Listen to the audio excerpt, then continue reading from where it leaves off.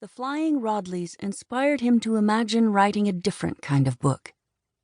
When he died suddenly in 1996, he left hints of this new project, a transcript from his dictation immediately after meeting these trapeze artists for the first time in 1991, 2 chapters composed later, a journal written while traveling with the flying Rodleys, and other comments, reflections, notes, and journal entries.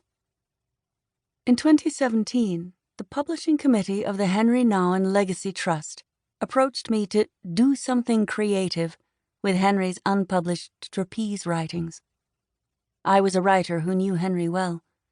After completing my PhD in English literature at Brown University and training as a spiritual director in the United Kingdom and Canada, I lived at L'Arche Daybreak with my husband and children from 1990 to 1997, where Henri was also a community member. Shortly after Henri's death, I wrote an introduction to a new edition of his book, The Road to Daybreak, as well as several other published pieces about him. Still, I was unsure about taking up Henri's unfinished project. I remembered many conversations with Henri about writing and about the flying Rodleys, but the trapeze imagery had never grabbed my imagination. I don't like heights. When I read Henri's material, however, 2 questions intrigued me. First, why did the flying Rodleys' performance and lives strike Henri so powerfully at that moment in his life? Second, why didn't he write more than some fragments of a trapeze book? He wrote a lot of books between 1991 and 1996, and he talked continually about his desire to write this one. What happened?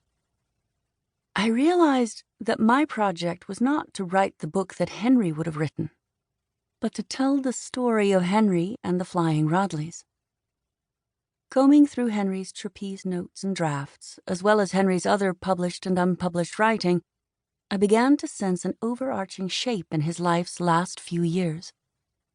4 kinds of experiences stood out: Henri's reflections on artistry and beauty, times when his physical response helped him to articulate how the body tells a spiritual story, transformative points of immersion in specific communities, and moments of lightness, humor, relaxation, and delight. Ideas for how I might bring Henri's experiences to the page began to form.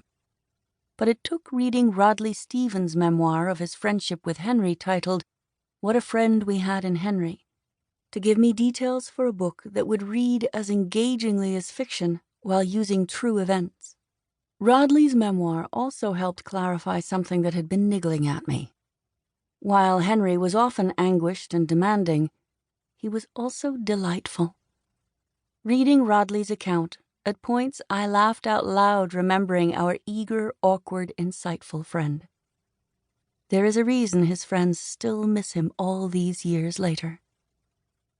Henri had envisioned writing this story as a work of creative nonfiction. All of Henri's writing is creative, of course. His artistry is apparent, even in his published journals, as Henri crafted himself into a character in his own narrative, selecting the details that he wished to share. Even allowing for Henri's desire to tell a creative story, I needed to understand what actually happened the day of Henri's first heart attack. How is a patient in the midst of a medical emergency taken out a window? Denny Wultekens, a specialist who trained nurses to do this kind of rescue in the 1990s, responded to my email and explained the process in detail. Because we have been unable to identify the historic person who responded to the call, I've named the character of the nurse Denny in thanks. Even in a medical crisis, Henri would have tried to learn the name of the person caring for him. Except for Denny, all characters are real people, with their own names. My main artistic license is to imagine that during his heart attack in the Netherlands on September 16, 1996, Henri reflects back over parts of his life. This is not a biography.